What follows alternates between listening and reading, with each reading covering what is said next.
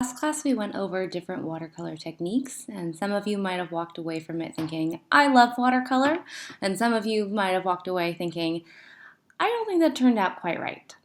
And if you fall into the second category, then you're not alone. Watercolor definitely takes practice, and it's a lot about brush control and learning how much water and how much paint to be using in your particular mixture. So, today you're going to be practicing 5 different exercises to hopefully make you better and feel a little bit more confident. As you're going through each one of these exercises, make sure that you're really taking your time and doing it with intention. If you just sort of gloss through them, you're not really getting the full value of the exercise. So try to achieve the goal for each one.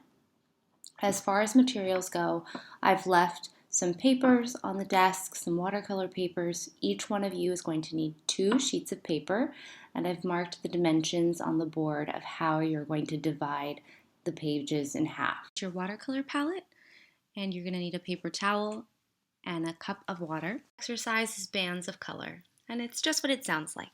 So you're going to make long sweeping bands of different colors, and they don't have to be waves. They could be straight lines, they could be zigzags, but the idea is that you're keeping the width of the brushstroke the same as you're going along the length of the mark. And you're practicing holding your hand steady, and that is affecting the consistency. So again, you want to go slow, and you want to make sure that your washes, your different bands, aren't touching. So leave a tiny bit of white peering through to keep you honest and to also slow you down. You don't have to, just in the same way that you don't have to do waves, you can also choose your own colors. So this isn't some sort of model, it's just an example. The second exercise is thick to thin.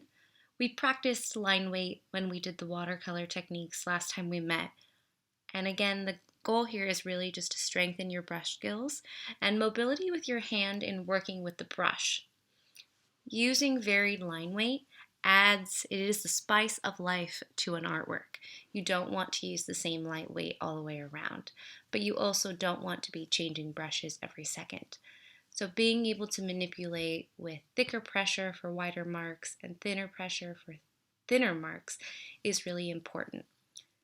Almost under no circumstance should your brush be super full with water, but if your brush is super wet or you don't have enough paint on it, then go ahead and just wipe it off on your paper towel, or if your paper is wet, go ahead and dab the paper with a paper towel. Remember to use the entire space that I've given you. Please don't just put 2 marks and say that you're done.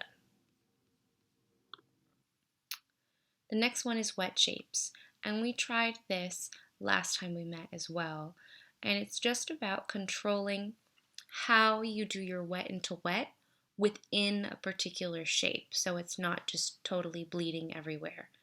So you can choose your own shapes, your own sizes, your own colors, and I just want to see one shape connecting into another, into another, into another, until you occupy the whole composition. I've chosen to include a background here in the negative space, but it's up to you if that's something that you would like to do.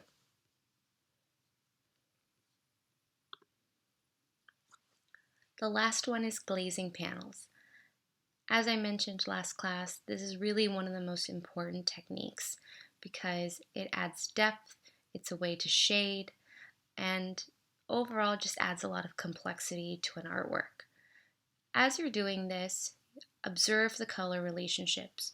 You may choose to glaze using complementary colors, but you definitely don't have to. Either way, it's going to be valuable to see what that middle strip, what that middle color is. And you should see 3 distinct areas of color. If you don't see 3 distinct areas of color, you probably have too much water. So first you're going to lay down 1 set of rectangles of whatever color you choose. Then let it dry completely. Once it has dried completely, you're going to layer a second round of rectangles halfway over the top of the first rectangle set.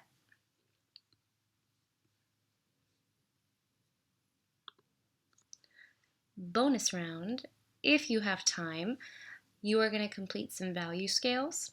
Value scales should sound familiar from our first unit when we were shading with graphite, and it also should sound familiar with paint as well. Value scales really never go away, and they're just exhibiting the difference between light and dark. So for watercolor, in order to make a value scale, your darkest quote-unquote color is going to have more paint and less water, and your lightest value, going to your lightest value, there's going to be progressively more water in there. Remember to control the amount of water by mixing in the palette area of your watercolor palette. Do not mix directly where the paint is in the little paint well. Make sure that you're really utilizing that palette space to get the consistency you want, to get the wateriness that you want before going onto the paper. Ideally, I would like 1 through 4 to be completed by the end of the block.